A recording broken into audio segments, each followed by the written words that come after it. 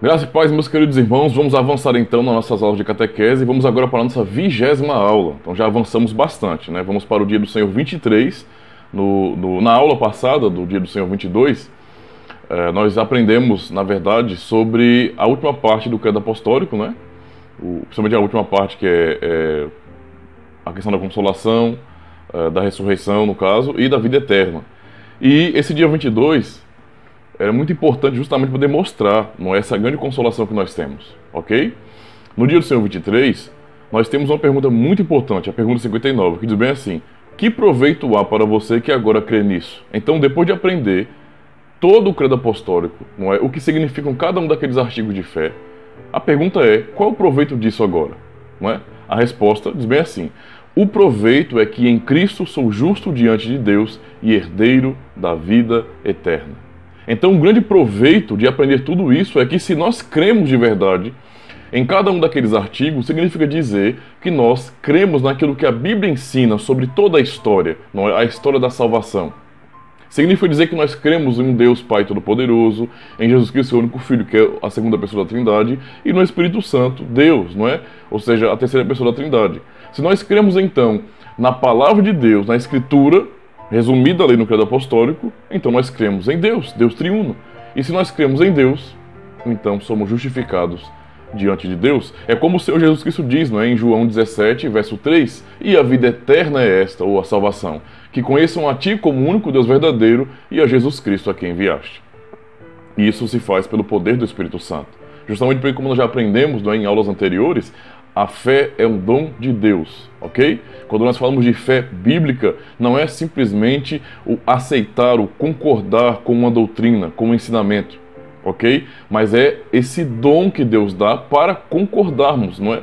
Esse dom que Deus dá para confiarmos no Evangelho, confiarmos em suas promessas. E somente pela fé nós fazemos isso, ok? Sem a fé que Deus dá, nós vamos fazer comparações, cálculos e não vamos confiar de verdade no Evangelho.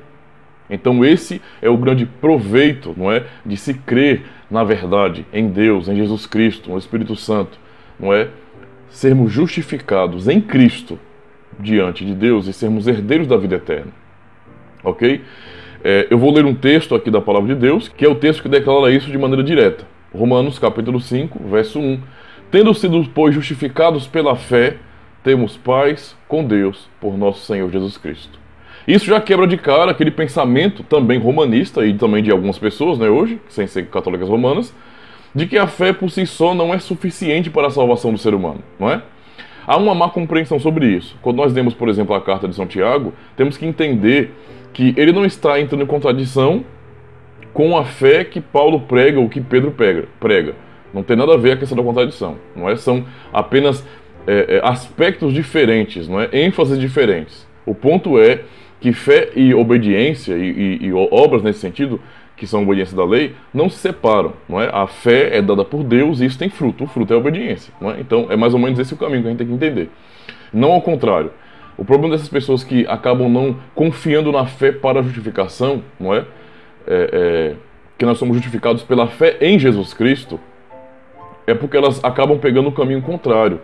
Primeiro a obediência, primeiro as obras, o tentar ser santo nesse sentido, para então alcançar justiça. Isso é um caminho completamente contrário da Escritura, como nós estamos lendo aqui, não é? Em Romanos capítulo 5, tendo sido, pois, justificados pela fé, temos paz com Deus por nosso Senhor Jesus Cristo. É o que o apóstolo Paulo fala à igreja, não é? Então a justificação vem por meio da fé, a fé em Jesus Cristo, não é? E é Ele quem nos justifica nesse sentido.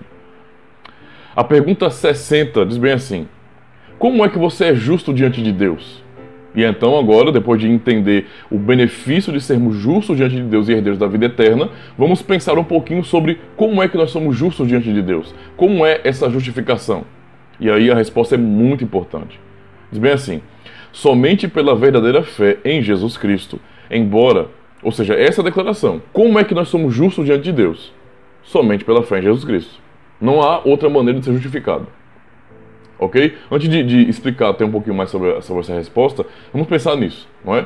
O que é uma pessoa justa, não é? É alguém reto, é alguém que cumpre, ou seja, obedece à lei de Deus. O conceito de justiça da Escritura não é um conceito de justiça que nós avaliamos, que está equiparado ao nosso conceito pessoal de justiça ou ao nosso conceito social de justiça. Na verdade, todo o conceito de justiça, justiça verdadeira nesse sentido, não é, emana desses princípios da palavra de Deus, ok? Então, o ponto central aqui é que justiça é um conceito determinado por Deus. Deus é quem diz em sua palavra o que é justiça e quem é justo. E justo para Deus são aqueles que obedecem integralmente a sua lei, perfeitamente a sua lei. Só existe um justo, então, é aquele que obedece a Deus. Acabou-se. Ok? E nessa lógica tão clara, somente Cristo conseguiu alcançar esse status de justiça. Somente ele obedeceu a Deus perfeitamente. Nenhum outro na história da redenção é contado como sendo alguém tão justo, ou seja, justo de maneira real, a ponto de obedecer toda a lei de Deus. Somente Jesus Cristo é quem fez isso. Certo? Então, justo é quem obedece a Deus. Por isso ele está falando aqui, vamos lá. Como é que você é justo diante de Deus? Não é? Pô, nós somos pecadores, nós não cumprimos a lei de maneira perfeita. Então, como é que nós somos justos diante de Deus? E ele fala, somente pela fé em Jesus Cristo. Então não é uma crença, uma confiança nas nossas obras, naquilo que nós podemos fazer, não é? Mas é a fé em Jesus Cristo, não é? Somente pela verdadeira fé em Jesus Cristo. Então, continuando a resposta, embora a minha consciência me acuse de haver pecado gravemente contra os mandamentos de Deus, sem jamais haver obedecido a todos eles, e de ainda ser inclinado a todo mal, Deus, no entanto, sem que houvesse em mim nenhum mérito próprio, somente pela sua graça, imputa-me a perfeita satisfação, justiça e santidade de Cristo. Se tão somente aceitar esse dom, crendo fielmente com o coração, ele me concede isso como se eu jamais tivesse tido ou cometido nenhum pecado. E como se eu mesmo tivesse cumprido toda a obediência que Cristo cumpriu por mim. Veja que declaração tão profunda do nosso catecismo, muito bem interpretada, porque juntando todos esses versículos base que nós temos aqui, nós podemos chegar justamente a essa conclusão. É isso que a Escritura nos ensina. E é isso que de fato nos mostra a salvação, não é? De maneira jurídica, como o Senhor nos apresenta em sua palavra, para que nós venhamos raciocinar sobre a nossa salvação.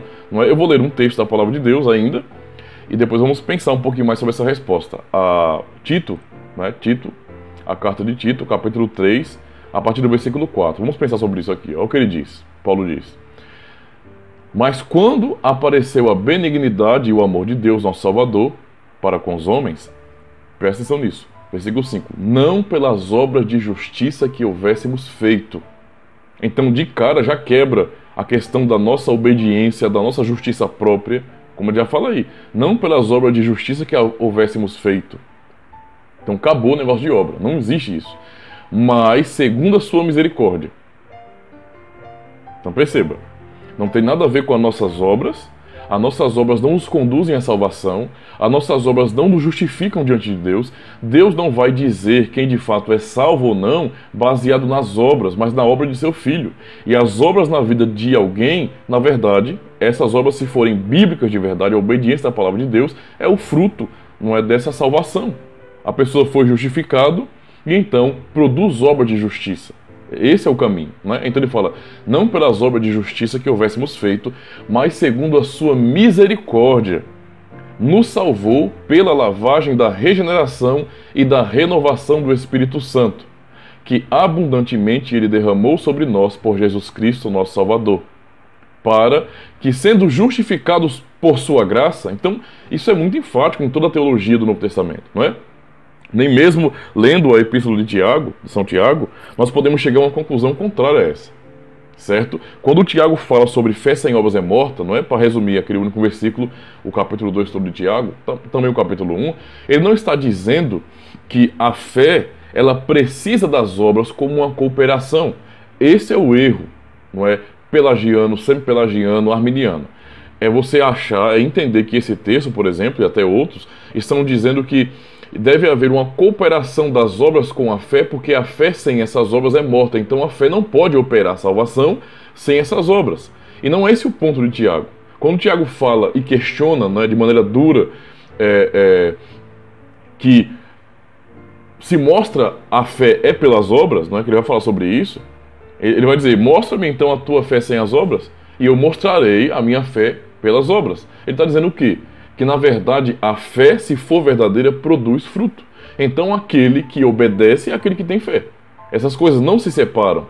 Não é? A fé, nesse sentido, é o dom de Deus, e o fruto desse dom maravilhoso são as obras, é a obediência. Porque por essa fé dada por Deus, não é, que traz essa ação do Espírito Santo, ele que nos regenera e nos dá fé, entendeu? Então a nossa vida é transformada, o nosso coração é transformado, e por mais que sejamos pecadores, ainda assim existe essa semente, não é, regenerada, nova em nós, não é, um novo coração, para que venhamos desejar fazer a vontade de Deus. E então um cristão verdadeiro, por essa transformação, vai se esforçar para obedecer a palavra de Deus, ok? Obedecer a sua lei.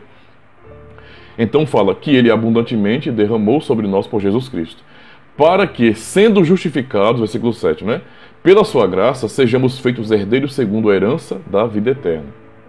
Não é?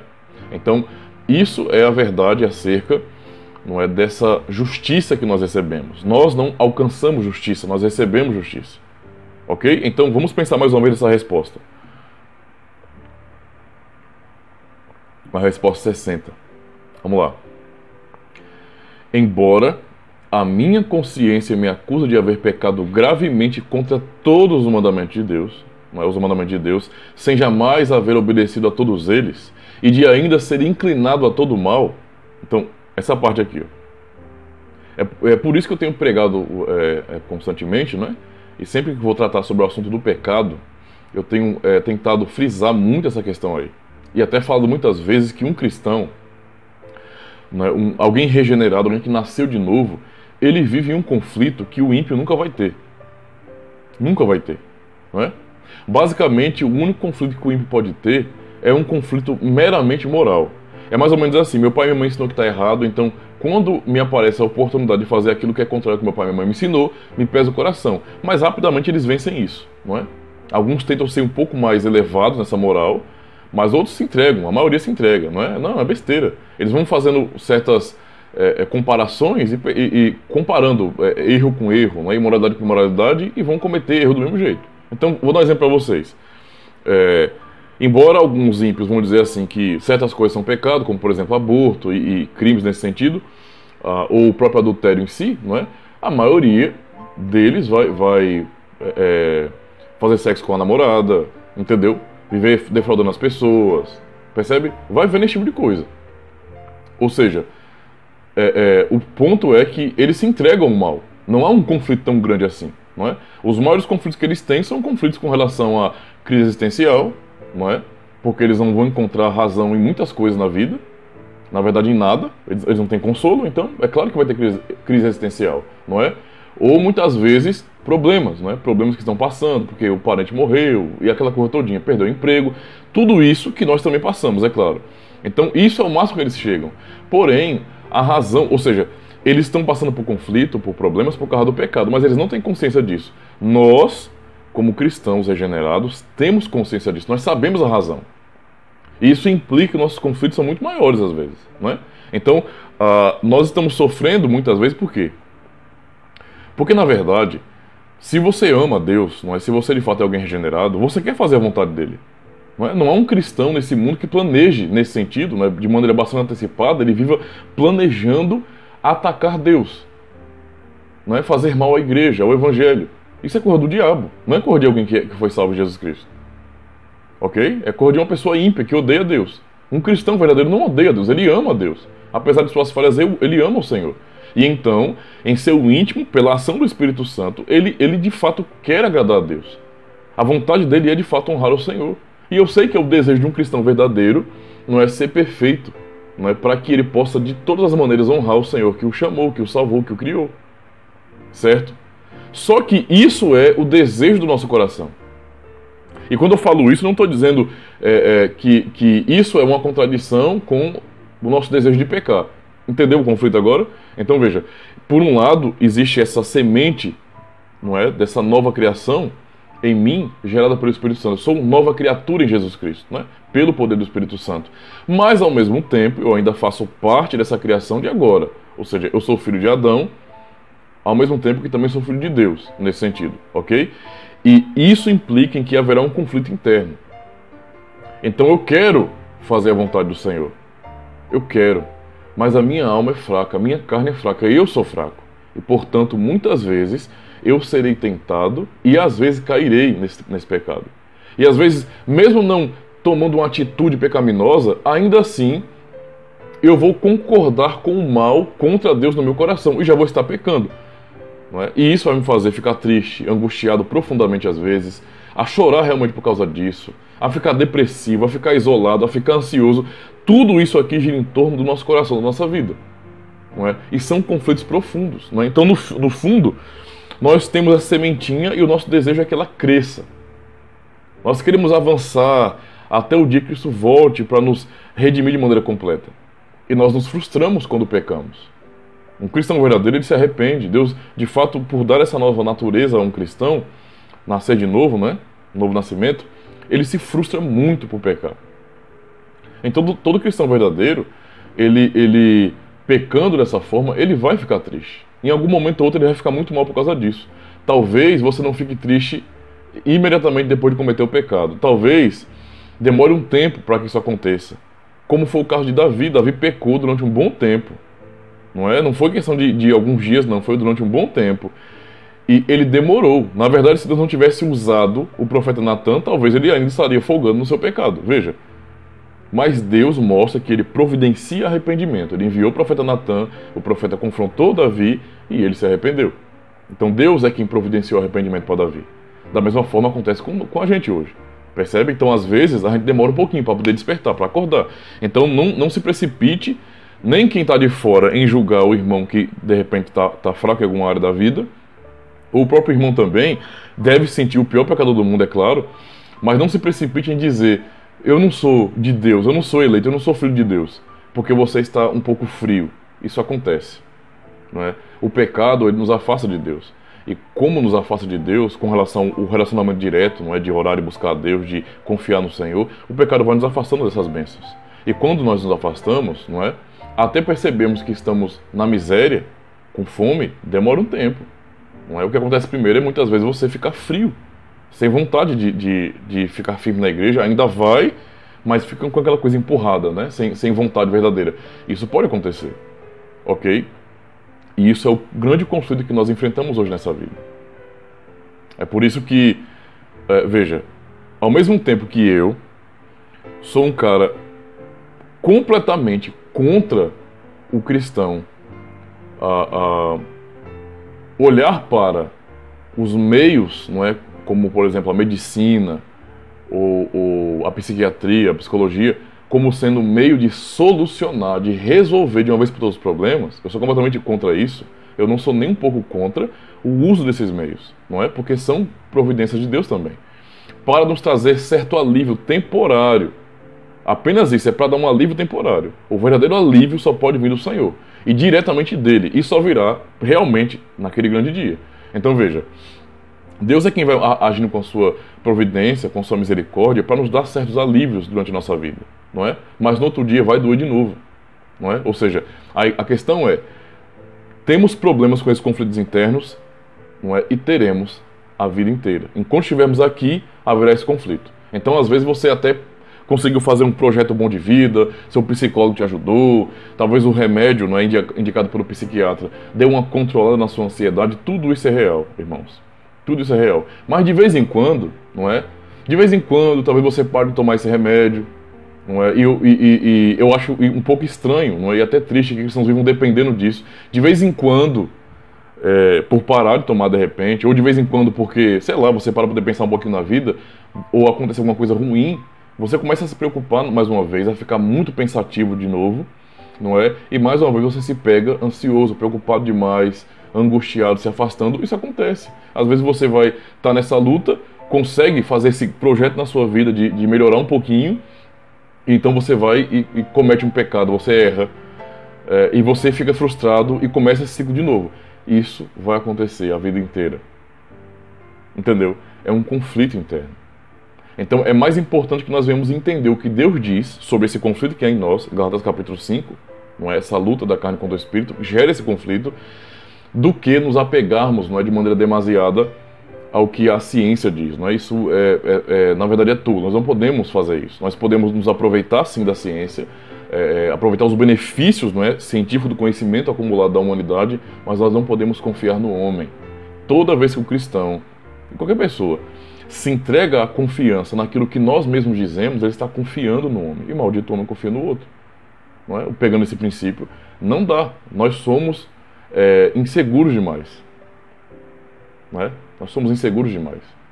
O relativismo, não é, faz parte do nosso conflito comum da humanidade. Estamos o tempo todo discordando, descobrindo que estamos errados e assim por diante. Então, não é para confiar nisso. É para usar esses meios, mas colocar o nosso coração em Deus.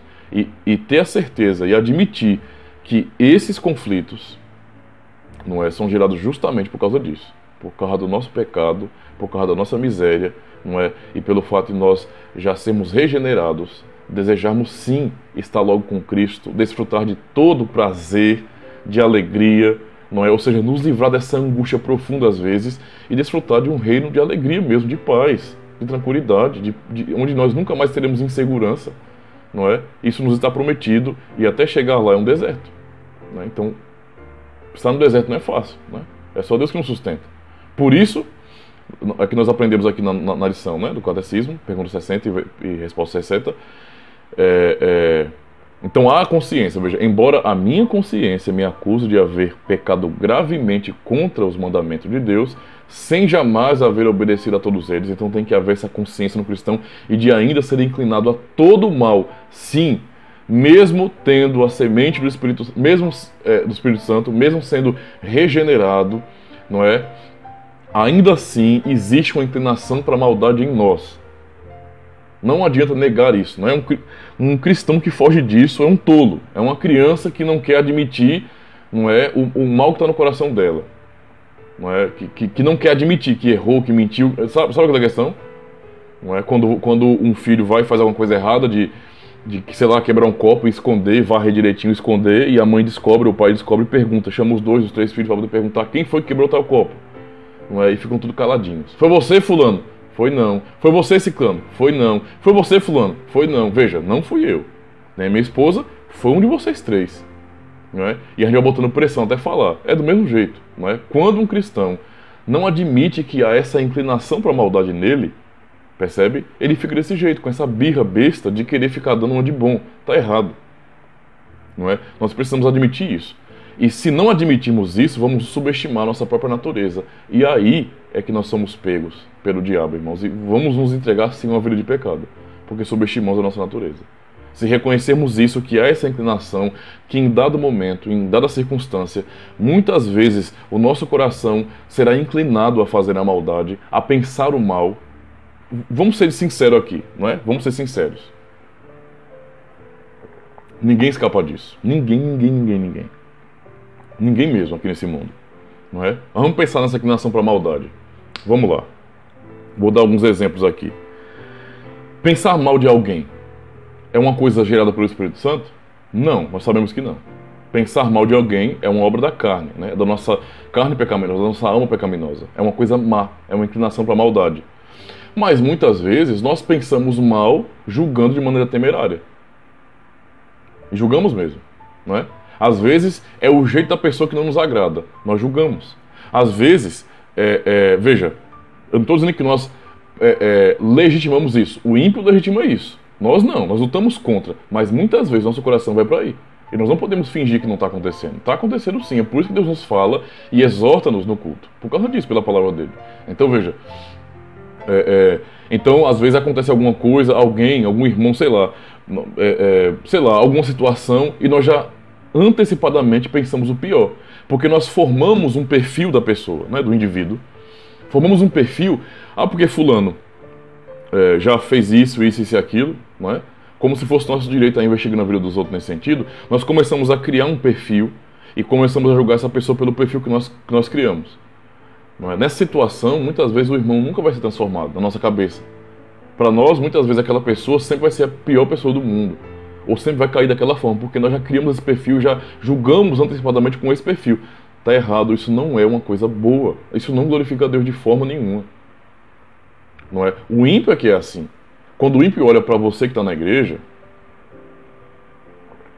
nem pense que é sempre que você vai ver as pessoas olhando para você, jovem na igreja, casal na igreja, que está aqui, não é?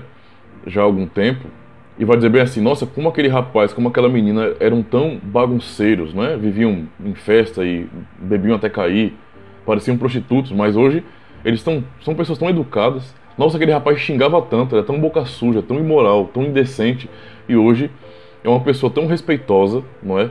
Tem uma preocupação tão grande com o próximo, no sentido de ajudar, que é notável. Esse tipo de coisa o mundo pode até ver, certo? Mas muitas vezes o próprio mundo vai olhar pra gente, não é? E vai dizer bem assim, ó, tá vendo isso aí, ó? Era um safado lá fora, não é? Mentiroso, sem vergonha. Agora tá aí, ó, se escondendo atrás da Bíblia, se escondendo na igreja, é um hipócrita. Assim muitas vezes o mundo nos vê. Percebe? O mundo faz isso. Nós como cristãos também somos tentados do mesmo jeito a agir desse jeito. E temos que pensar, nós não podemos fazer isso. Nós temos que lutar contra a nossa natureza. E isso é o que o nosso coração muitas vezes pede. Julgue. Trace um perfil. Julgue. Condene no seu coração. É assim ou não é? Nós sabemos que é. Às vezes, nós pegamos e criamos maldade onde não tem. É a inclinação do nosso coração. Nós temos que admitir isso. Nós somos inclinados, muitas vezes, a todo mal. Nosso coração é assim, enganoso mesmo. Não é? E às vezes nós, de fato, criamos situações no nosso coração, imaginamos coisas que vai muito além da realidade e acabamos pecando, tanto pensando mal do irmão como desejando mal a ele.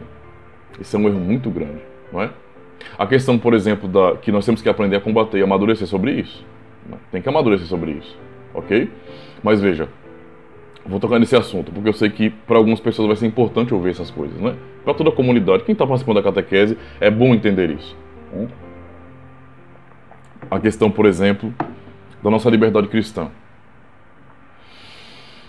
A liberdade cristã, ela é muito importante, não é? Porque, primeiro que é ensinado na Escritura, não é? Deus não quer nos privar da cultura, não é? De provar dos benefícios da cultura, das bênçãos da cultura.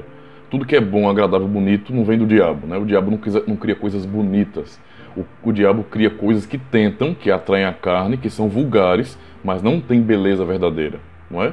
São vulgares, mas não tem beleza verdadeira. Então aquilo que é bonito, não é? Que de fato traz alegria verdadeira, não é luxúria não, é alegria, entendeu? Isso de fato honra o nome de Deus, não é? E é Ele quem está dando isso à humanidade. Então ímpios e justos provam da mesma coisa nesse sentido. Podem desfrutar da arte, das coisas boas, não é? Das culturas. Então tem muita coisa boa da cultura, como também tem muita coisa má. Pensando sobre a liberdade cristã, aquilo que nós gostamos de ouvir, estilos musicais,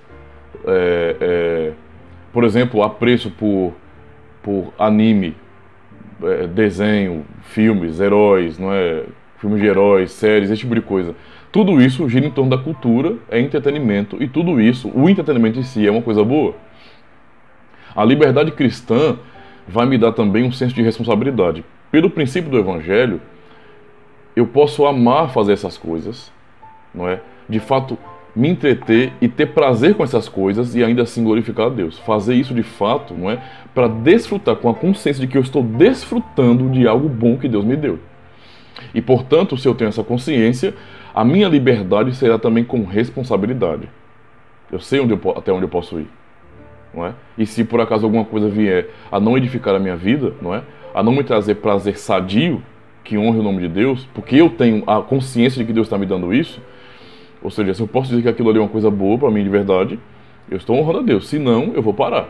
A liberdade cristã nos dá isso. Essa liberdade cristã tem um nome de liberdade porque um outro cristão que pensa diferente ou tem gostos diferentes não pode simplesmente entrar na vida do outro, não é?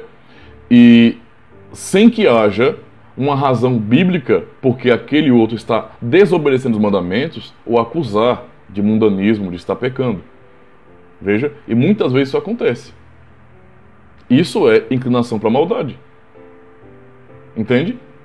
Então, não sou eu que tenho que investigar a vida das pessoas, dos membros da igreja, de maneira simétrica, para saber cada detalhe, e dizer até onde elas podem ir.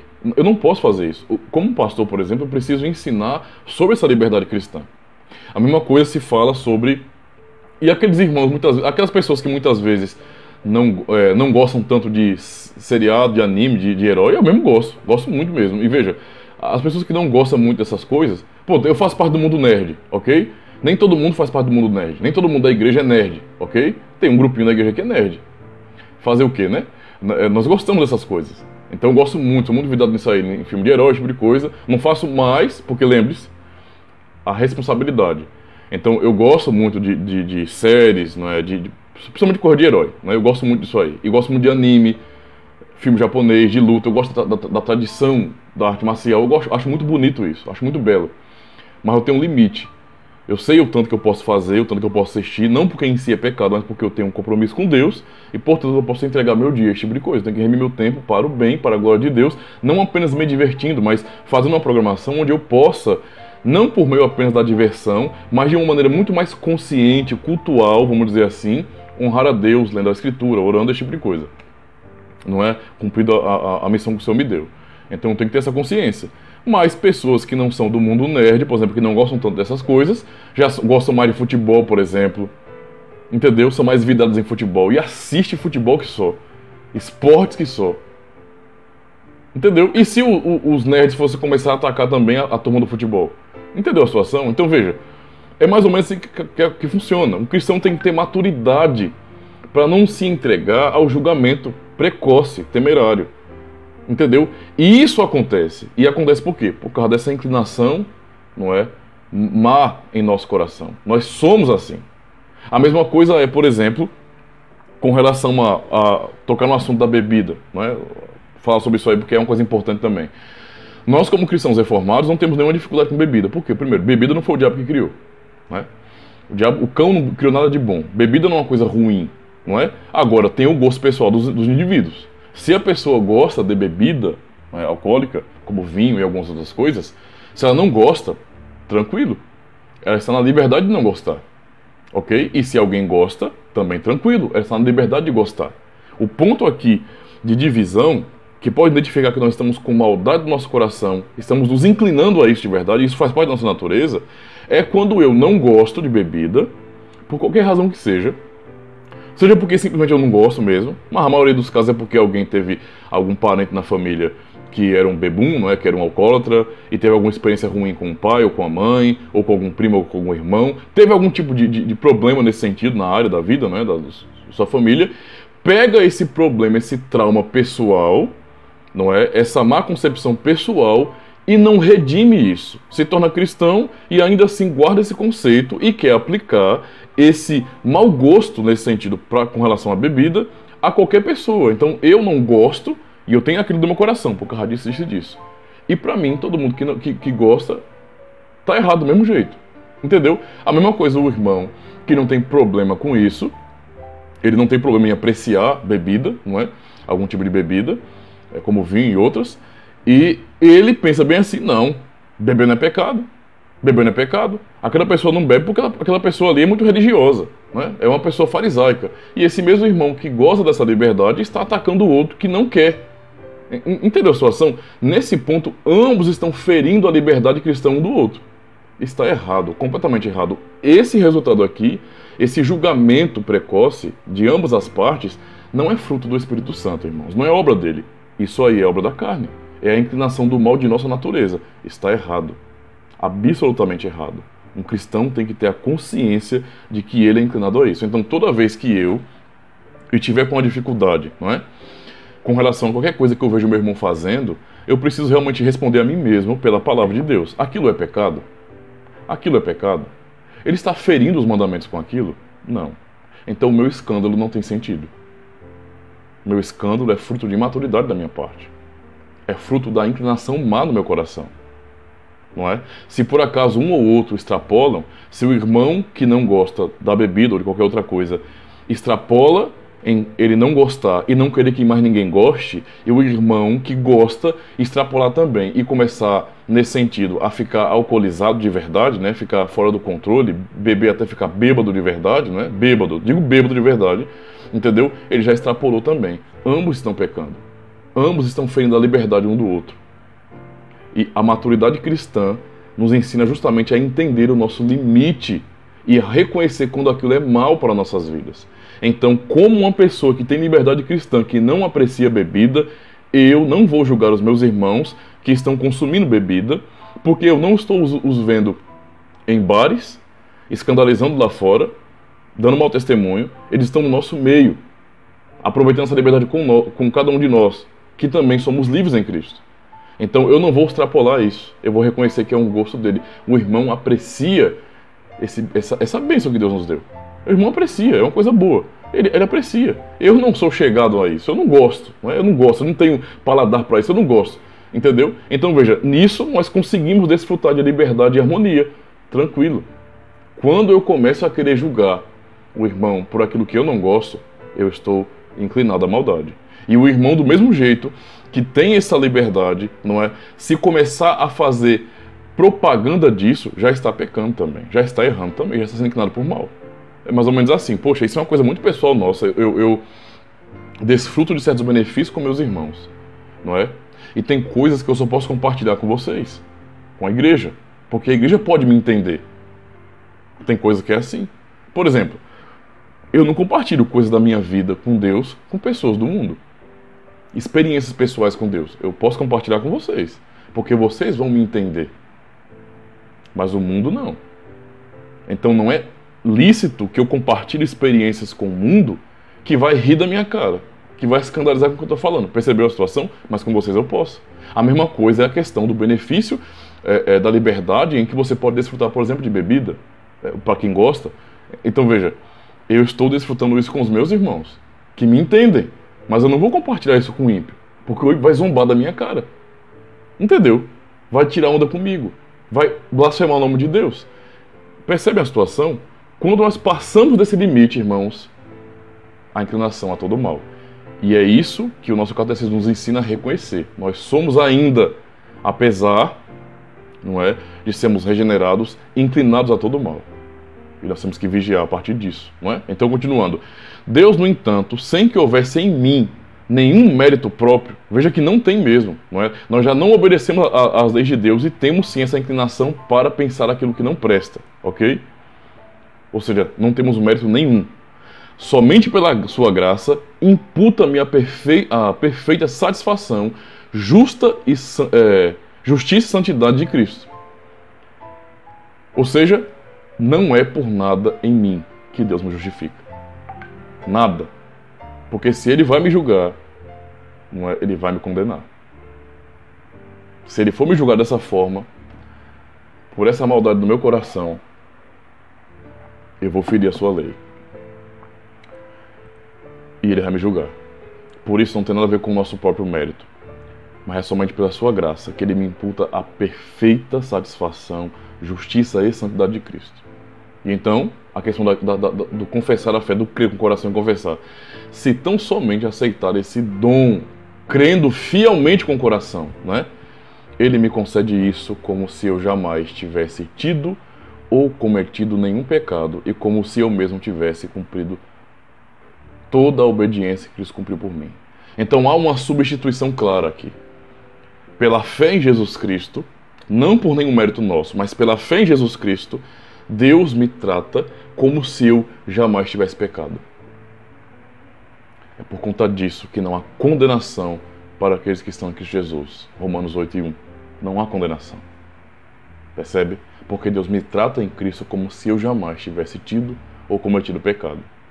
Se Deus fosse contar as nossas transgressões, como o salmista vai nos ensinar, se o Senhor for contar os pecados, quem sobreexistirá? Ninguém. A resposta lógica é essa, ninguém. Se Deus for contar cada pecado que nós cometemos, ninguém subsiste. Mas em Cristo, Ele nos trata como se nós nunca tivéssemos cometido pecado algum. Ele nos declara justos pela fé que Ele mesmo nos dá em Seu Filho amado. É disso que se trata a justificação pela fé. Não é? E se não for esse o entendimento, está errado, porque é isso que Paulo está ensinando aqui. Como nós já lemos em Romanos 1, em Tito 3, não é? Toda a carta de Romanos vai falar sobre isso.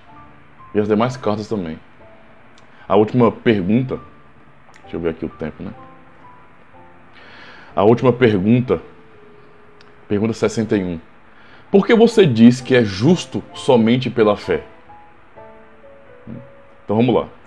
Eu o digo não porque sou agradável a Deus, graças ao valor da minha fé.